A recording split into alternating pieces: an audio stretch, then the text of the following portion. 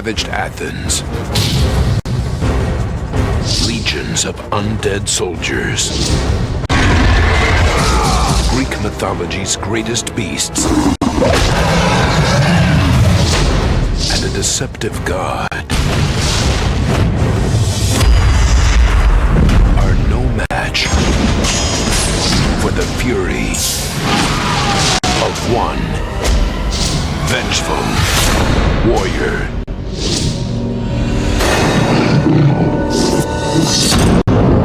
God of War.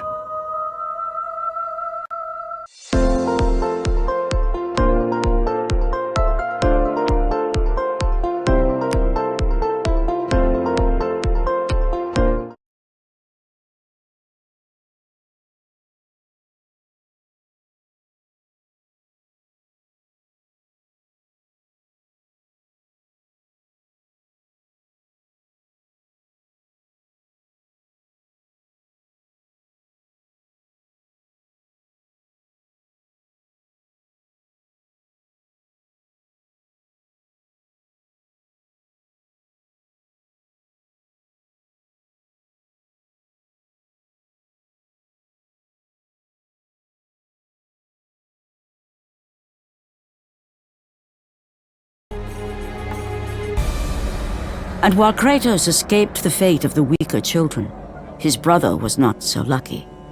The two, once inseparable, were now alone. Kratos would become legend, but the story of his brother has gone untold. A child left in the mountains, he had died years before. Coming of age in the underworld, he had but one desire: revenge against the brother who deserted him all those years ago.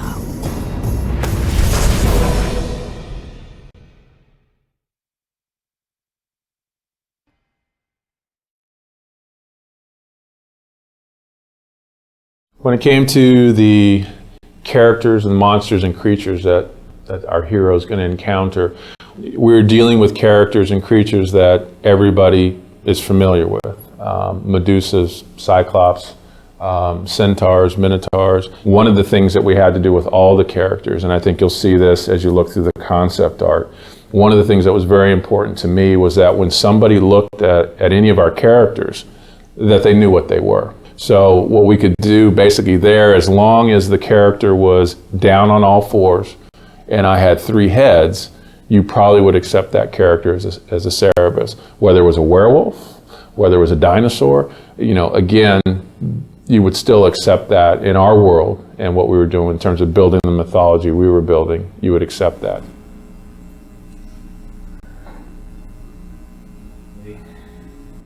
As far as a game creature is concerned, mostly what was fascinating me was the deep sea creatures and how freaky they look. And I was trying to pull up on some of that, and did a number of different types of hydras.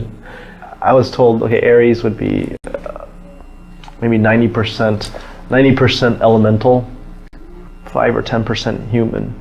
And so that's kind of what I was going for on these beginning ones. He's just pure power, almost like he's this unstoppable force. And then, Dave liked it. It's just he wasn't sure how we would do it. Probably was a slow transition towards being more human. So it's still kind of a huge guy, but he's got all this armor on that allows him to do all these things. So the idea was, again, to move a character into something that, again, would be a little bit more in the horror direction. And again, what it allowed us to do was get characters that were still reminiscent of what they were supposed to be in Greek mythology, but were uniquely ours. So once we started moving in that direction, again, it opened up a whole new kind of avenue of ways to explore those characters.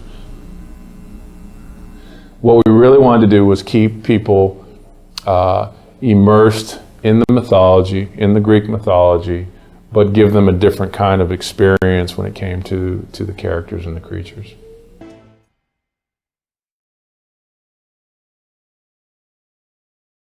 So the idea on the environments and trying to create a Greek world was trying to create a feeling that reminded you of Greece and that didn't feel too fantasy.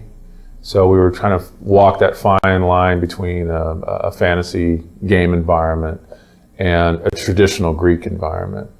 And so part of it was again trying to get stuff that made it feel Greek, not Roman, but Greek. Okay, when we first start concepting out environments, it wasn't really defined as levels, you know.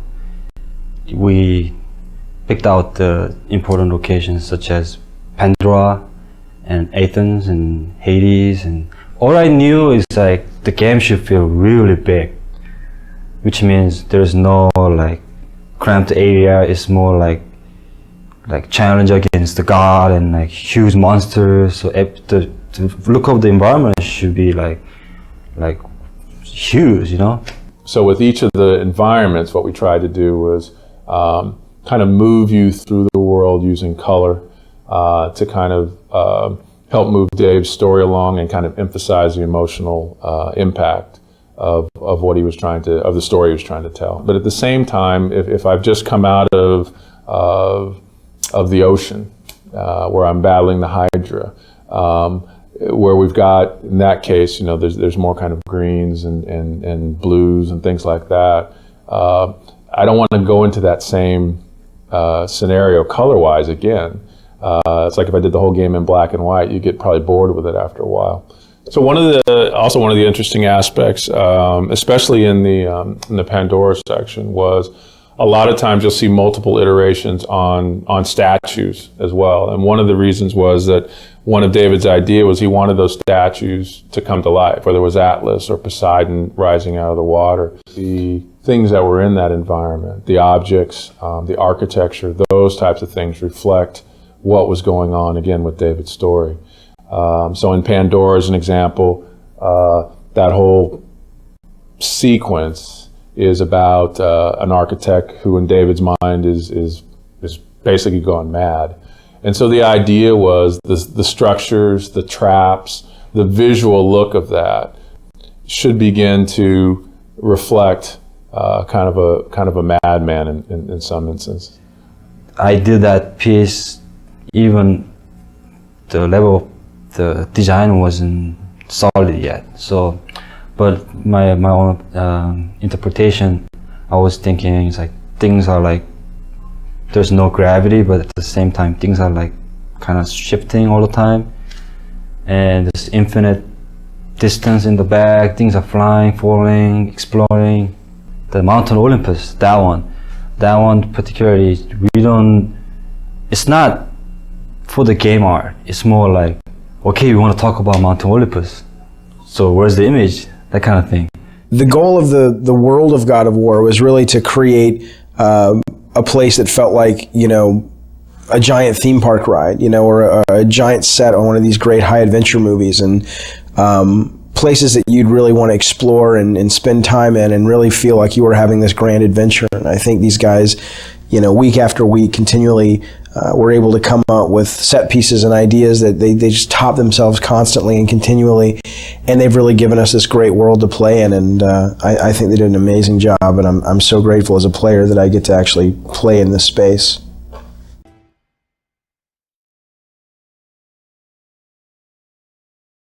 Some of the earlier characters that had been played around with, some of them again just didn't feel right for the time period. Some of them either felt overdressed or felt too fantasy. A lot of the concepts too got very detailed. There were lots of flowing things, and there was lots of hair, and there was lots of things that if we had to just model it, it probably would have been a little bit tougher to pull it off. There was one character I remember when I first saw it that had kind of almost kind of a tribal feel to it, a very kind of African feel to it, which I thought was pretty cool. Didn't say Greek, but at the same time when I looked at that, I thought, you know, that would be a pretty cool character to work with. We went through images of the lone wolf kind of characters where you might have a hero with a little baby or a dog on his back. So just to kind of give something different, you know, about the character and something that you can kind of relate to. one of the original concepts behind the hero for God of War was to come up with a guy who was, his whole face was encased in a mask, and we thought that going with a mask would be, being able to paint his face in broader strokes so that when you were playing the game, he still had a lot of personality and you could still sort of read that when you saw the mask. But when we actually got it in the game, it ended up feeling very soulless, and it didn't feel like the guy had a personality. That was always one of the big elements that we were dealing with, and it was difficult because, we would often hear, it's not Greek enough, and we're like, what does that mean? I'm using a actual, sometimes because we'd take it right from a Greek, some Greek sources, and it's very Greek. But I think what we really started seeing was, okay, no, it's not Greek enough according to what the general public knows, and that's kind of what we had to go towards. These are, again, very traditional. Some of these were very traditional kind of Greek images. And again, the more traditional it got, the more armor we put on him, the more he lost his individualism. Every time we put something on, Dave felt like, he doesn't look brutal anymore. And we started realizing brutal also kind of related to the primal part of him, and so we did spend a lot of time going through that, but in the end, we ended up still taking his clothes off, and that's what we went with. So, when I first saw this from Charlie, it was the first time that I really saw the brutal nature and the violent nature and the sort of the animalistic quality that would really become the foundation for Kratos. And I think starting to see these images was just like sort of confirmation that this idea could really work. And instead of giving him a traditional sword, going with these sort of chain blades was going to be much more dynamic and fluid and really fun to play with.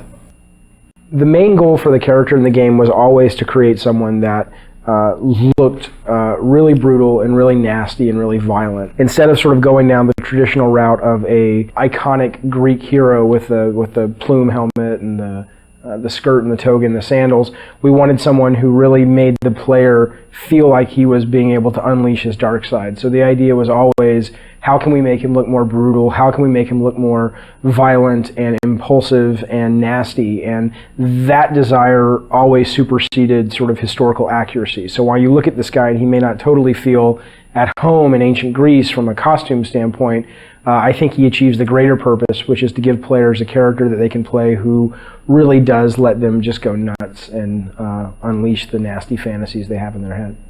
This is our sort of batch of things that you didn't get to see that some of them I'm glad you didn't, and some of them I wish you would have, time permitting, but it wasn't. So here we go. Okay, now this is actually, this wasn't a deleted level. This was the prototype that the team put together.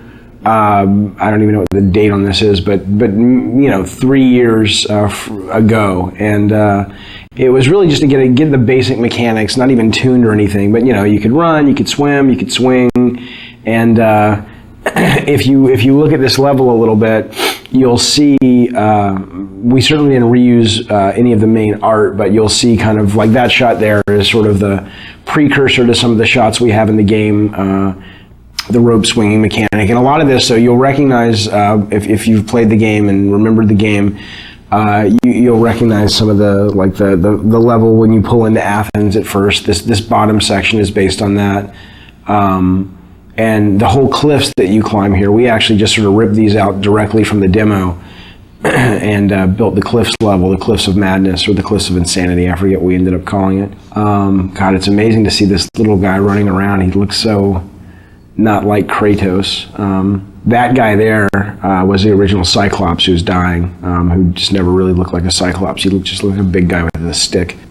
And then this was the room, the only room that we built that was like the final room, and everything else was kind of rough. And I remember seeing this and going, everybody saw this and said, man, this looks awesome. And then we were like, yeah, but how in the hell are we going to get, all the levels in the game looking as good as that? And I don't know if we ended up getting them all looking as good as that, but I think we came a lot closer than I thought we would. This level's pretty cool. This was our test level for the Icarus wing. So when Icarus and Daedalus, Icarus story where he flew too close to the sun with the wings that he had made, and the wax melted and he fell to his death.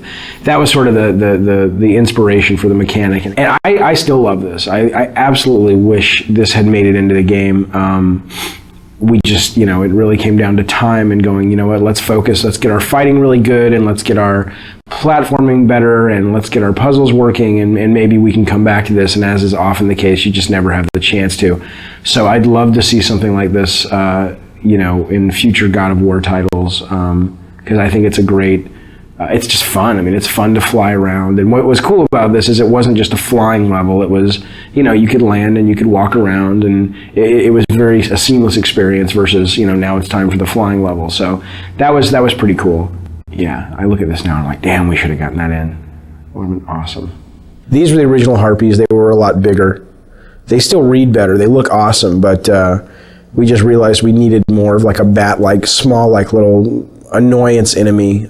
These guys played like the skeletons, basically, flying versions of the skeletons, and there just wasn't much of a difference in gameplay, so we ended up kind of shrinking them down and making them bats. And this was what we called the Mounting the Titan level, which is Kronos the giant titan in the desert. And sadly, right now, the only way you get on the Titan is through a movie. And originally, this was how it was going to be. You see this big thing, it's like a big watermelon in the background. That's actually Kronos. And Tobin, the designer,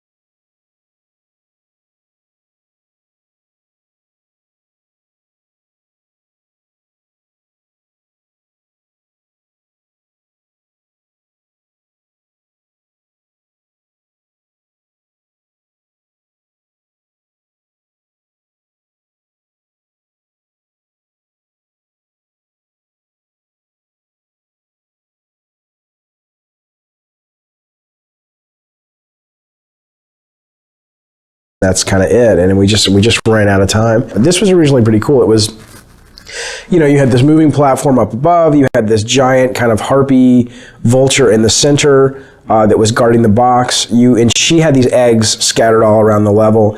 And in order to sort of entice her to fly around, you'd have to go find her eggs and break the eggs, and you'd kind of take the little baby birds inside and you'd kind of carry them around and use them as bait. And again, not only was it kind of a cool mechanic because you were slower as you carried these things around, but also I think it really helped with the character of Kratos. I mean, here he is, cracking open eggs and ripping out little infant birds and using them for his own desires, and really pissing off this mama bird. I thought was pretty cool. So here's just another quick idea. These are just almost like little sketches for levels, where you have a big open environment and then you've got the walls come down and it becomes a maze, and you either do something and the walls come back up, or it's on a timer. I mean, we did tons of these things, where I'd have an idea or a designer would have an idea and it was like, try something like this. So this level is actually a level that we went so far as that we showed the press, we got it in magazines, and this was really a hard cut for us to make, and especially for me to make. I love the mechanic of it, and I love the platforming and the concept. And the concept was that you're riding this elevator, and if you get knocked off, obviously you'll die. And if you get off the elevator, the idea was it was going to originally be being chased by this massive sandstorm. And the elevator was really the only thing. It was sort of a magical elevator that protected you from the sand. And if you got off the elevator would bypass you and the sandstorm would engulf you and kill you. And the two things we didn't have time to do is we didn't have time to tune it, and we didn't have time to build the sandstorm. But what I loved was this whole idea of, getting off the elevator and having to catch back up with it. So, you'd have these little forks in the road, and either you'd be forced, like coming up, you'd be forced to get off the elevator, or you could choose different paths. And if you took one path, it was more combat heavy, one path was more platform heavy. And as you can see, I mean, we had this pretty much finished from a standpoint of the art and the setup, but we were missing the big sandstorm, and we were missing the tuning time to really make this fun, and so it ended up getting cut. This I love. This was great. This is great. I love this for the elevator. Now it gets smaller. I guess we talked about putting this in the actual, see, they suck. Whoever played this couldn't keep up with the elevator, but that was the whole idea. trying to keep up with the elevator. So it's tough. It's really tough when you have to cut ideas that you're really passionate about out of the game, but you do so you can make the other ideas that you do have in the game shine even brighter. So it's sort of a constant process, or it's a constant aspect of the process that's just a really tough thing that you go through, but I think it's worth it because it makes the overall product better.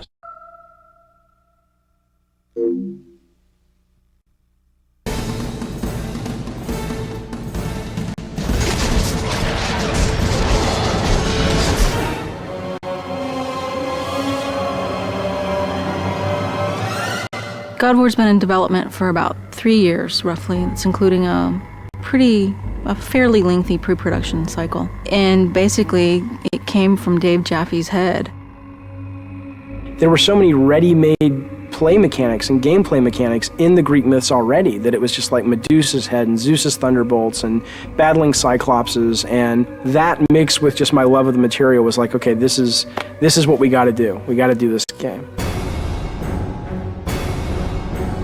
Dave Jaffe came up to me and goes, "What do you think about Greek mythology?" I was immediately intrigued by it. When they said, "Hey, we're thinking about Greek mythology for God of War," I was like, "Yeah, let's definitely do that." The creative director of the game, Dave Jaffe, definitely comes up with a lot of this kind of stuff, and he, likes to involve the team in the design. So he comes up with ideas.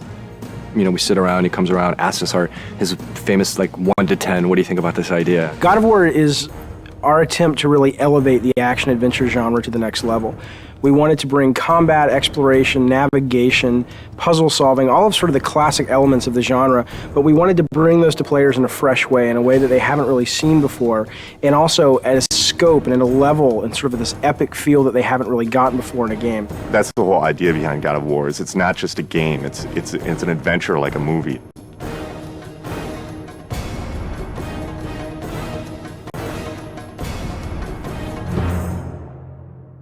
The sheer amount of concept art and work that went into developing all the characters and the look and feel of the game is pretty unique. I've never seen so much effort put into concepting a game out, making sure that every environment is unique and fits in with the theme of the game overall.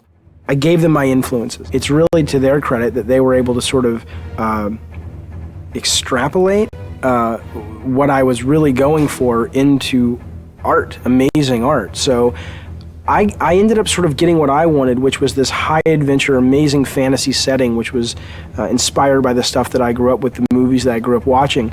But exactly how the game ended up looking the way it did was really, you'd have to ask the artist. Charlie Wynn has been part of the studio for quite some time, and what he's brought to God of War is extremely valuable. A lot of my job is to create images of what the game feels like. The mood of the game is dark.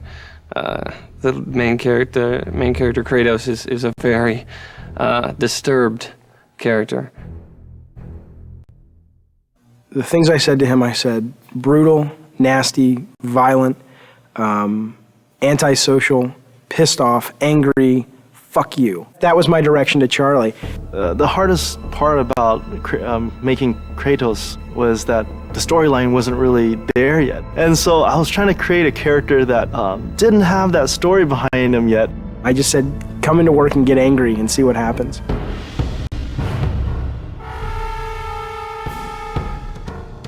What they came back with was their versions of anger and the things that they were mad at and the things that, it was really kind of neat because you got to look at the concept art and kind of see how everybody dealt with anger and madness and chaos. The solution was to sort of start stripping away everything. Every time we took away a piece of armor, every time we took away a helmet, a shield, we started seeing more of this animalistic side to this character. Once we got that, it was just an issue of whittling it down, from those 15 images, all of which felt the most brutal, and said out of all of these 15, that's the one.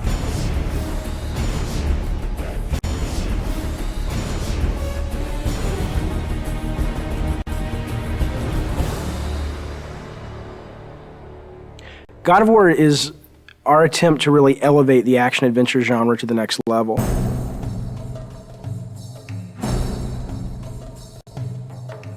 We're trying to do so much right now. We want to bring this, this experience to people, and we want it to be realistic. In order to do that, we have to push the PlayStation 2 as far as it possibly can go. We use a well-known art package called Maya to do almost everything in our game. When we first started the game, it was how do you create beautiful, lush environments that are high polygon count, high texture detailed, beautiful lighting, and just consistent through the game. Technologically, 4 or 5 years into a console, you know, most of the big problems have been solved. So it's just a question of doing it better than everyone else. You first start with a sheet, and the sheet is also known as collision. That's the very bare bones minimum level of detail that the player actually interacts on. Any of these walls the player can't go beyond. So this is the confines of the level. This is what, you know, what you're actually playing in, but that's not what you see. That's what the game's running in the background. If I turn the sheet off, now you can see there's actual artwork associated with that. Well, we definitely wanted to make the player feel like they were in ancient Greece. You know, it's to go from really dark, depressing feelings where you feel like, I just want to get out of here, to you know, very bright, and you're in the desert, and it's you know, it's to make you feel like, wow, okay, it's a vast world. You know, it's really big world out there. God of War is it's gonna look real, but it's also gonna have a take to it, you know, like a little bit of a fantasy twist, over the top, like blood and guts. I don't think that there's any other PlayStation game that achieves that that's out there.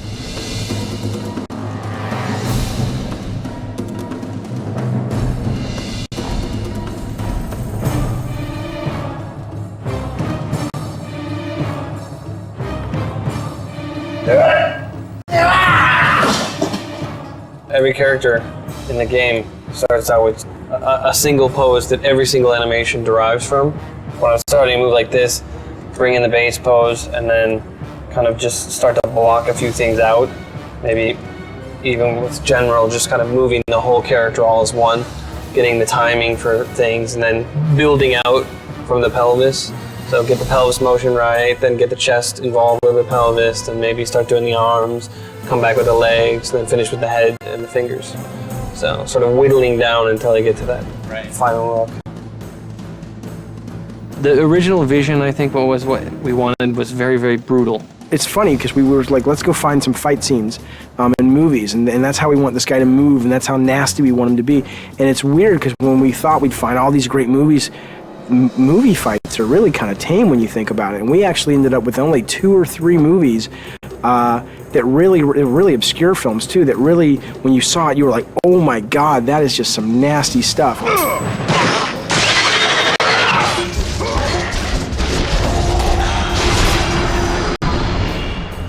There's been quite a few gameplay design sessions or meetings with the animators where we get extremely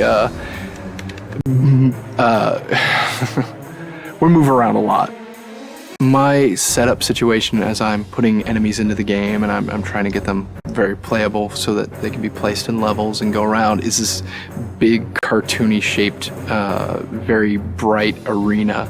And it's just a big wide open space, and I put the guys in that, and I fight with them there, I tune them there, I set up all their moves and combos and their reactions. The Medusa head animation, ripping the head off the Medusa, very long development cycle for that one. It was redone several times. We obsessed over it. I pissed off everybody. The animations aren't brutal enough. The art's not brutal enough. There's not enough blood. I want this game to make players just go nuts and feel that sense of anger and chaos.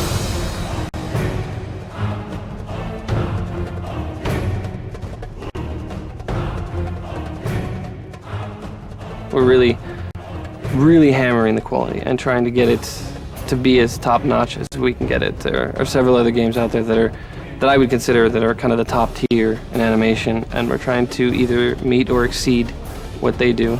People are going to go, oh my God, this is what action-adventure games have supposed to have been since the very beginning.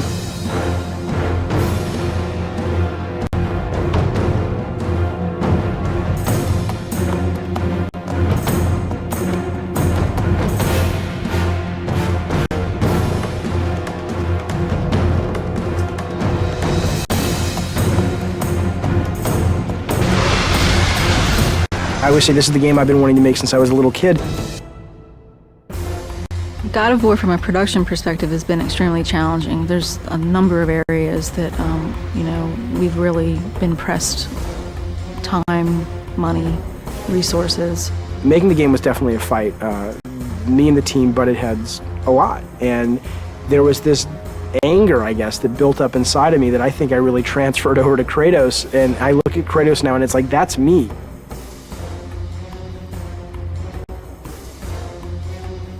I think we verbally abuse each other multiple times during the day.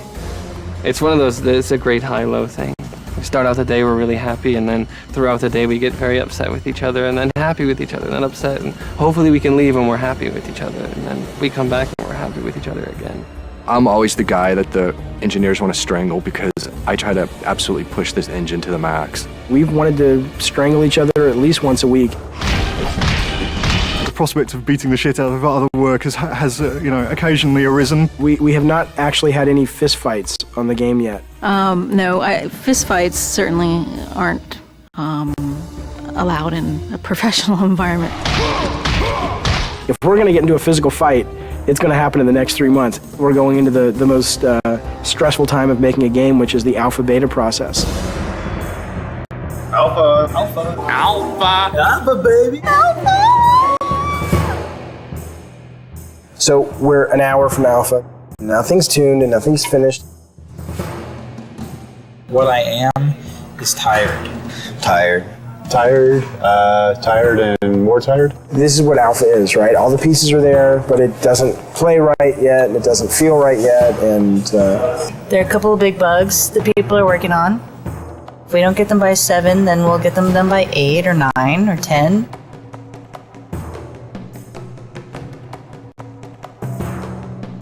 Three years and we're almost done.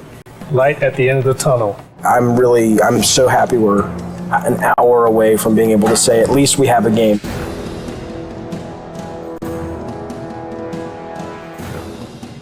Playtesting is fantastically important, and this is the first game that we've really gone to town on the playtesting while the game has been in development. We'll bring 5 or 6 people in from the local colleges, and we'll sit them down in front of the latest version of whatever level we've been building, and we'll watch them play it, and we'll notice all of the things that they don't do right, or all the times that they can't find the way to solve a puzzle because we've obviously not highlighted it well enough, or if they can't see the door in the background, then we'll add an extra light in so it's highlighted. It's really kind of like making it's like making a movie. At the beginning of the project, we decided we were going to build a playtesting room in our office, and that has proved to be a very good decision. There's our huge PlayStation booth. So good to be one of the big titles this year, so hopefully it'll get some attention that we think it deserves.